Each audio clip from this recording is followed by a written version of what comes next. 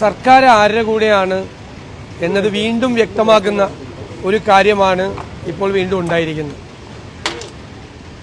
നമുക്ക് എല്ലാവർക്കും അറിയാവുന്നതുപോലെ കഴിഞ്ഞ ദിവസം പെരിയ കൊലക്കേസിൽ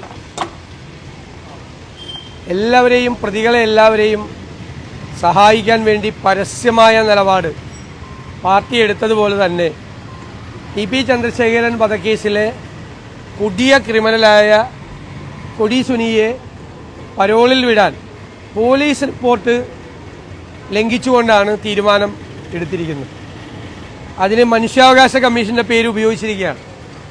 മനുഷ്യാവകാശ കമ്മീഷൻ യഥാർത്ഥത്തിൽ ഇതിൽ ഇടപെട്ടിട്ടില്ല. അദ്ദേഹത്തിൻ്റെ കയ്യിൽ, ചെയർമാൻ്റെ കയ്യിൽ കിട്ടിയ ഒരു റിക്വസ്റ്റ് അദ്ദേഹം ഗവൺമെൻറ്റിലേക്ക് ഫോർവേഡ് ചെയ്യുക മാത്രമാണ് ചെയ്തിരിക്കുന്നത്. തീരുമാനം ഗവൺമെൻറ്റിൻ്റെയാണ്. മുഖ്യമന്ത്രിയുടെയും മുഖ്യമന്ത്രിയുടെ ഓഫീസിലെ ഉപജാപക സംഘവുമാണ് 2018 പരോൾ കൊടുത്തപ്പോൾ തട്ടിക്കൊണ്ടുപോകൽ ഉൾപ്പെടെയുള്ള ഗുരുതരമായ കേസുകൾ ജയിലിനകത്തും ജയിലിന് പുറത്തിറങ്ങിയപ്പോഴും ഗുരുതരമായ ക്രിമിനൽ കേസുകളിൽ പങ്കാളിയായ ഒരാൾക്ക് 1 മാസം പരോൾ കൊടുക്കാനുള്ള തീരുമാനം സത്യത്തിൽ ഈ പ്രതികളെ പേടിച്ചിട്ട് ചെയ്യാണ്.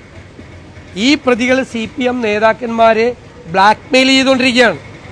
അവരവിടെ ഇരുന്നു കൊണ്ട് എല്ലാ കള്ളക്കച്ചവടം നടത്തുകയാണ്, എല്ലാ ഷെയ്ഡി ബിസിനസ്സും നടത്തുകയാണ്. ഈ ജയിലിൽ കിടന്നുകൊണ്ട് കൊട്ടേഷൻ സംഘമാണ്. സ്വർണ്ണക്കള്ളക്കടത്ത്, സ്വർണം പൊട്ടിക്കൽ, മയക്കുമരുന്ന് ഉൾപ്പെടെയുള്ള എല്ലാ ക്രിമിനൽ കേസുകളിലും ഇവർ പങ്കാളികളാവുകയാണ്. ഇവരെ പേടിയാണ്. കാരണം ടി.പി. ചന്ദ്രശേഖരൻ വധക്കേസിലെ ഗൂഢാലോചന എന്താണ് എന്ന് പുറത്തുവിടും എന്നാണ് ഈ പ്രതികൾ CPM നേതാക്കളെ ഭീഷണിപ്പെടുന്നത്.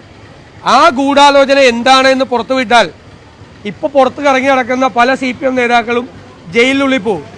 അതുകൊണ്ട് CPM നേതാക്കന്മാരെ ബ്ലാക്ക്മെയിൽ ചെയ്തുകൊണ്ടാണ് ഈ ഷെയ്ഡി ആയിട്ടുള്ള എല്ലാ ബിസിനസ്സും ഈ കേസിലെ പ്രതികൾ ചെയ്യുന്നത്.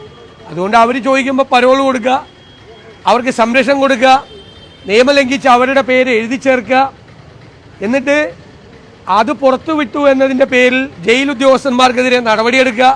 തെറ്റായ കാര്യം. അതായത് നിയമപരമായി അവരുടെ പേര് വരാൻ പാടില്ല പരോൾ കൊടുക്കേണ്ട ലിസ്റ്റിൽ, എന്നാൽ പേര് ചേർത്തു.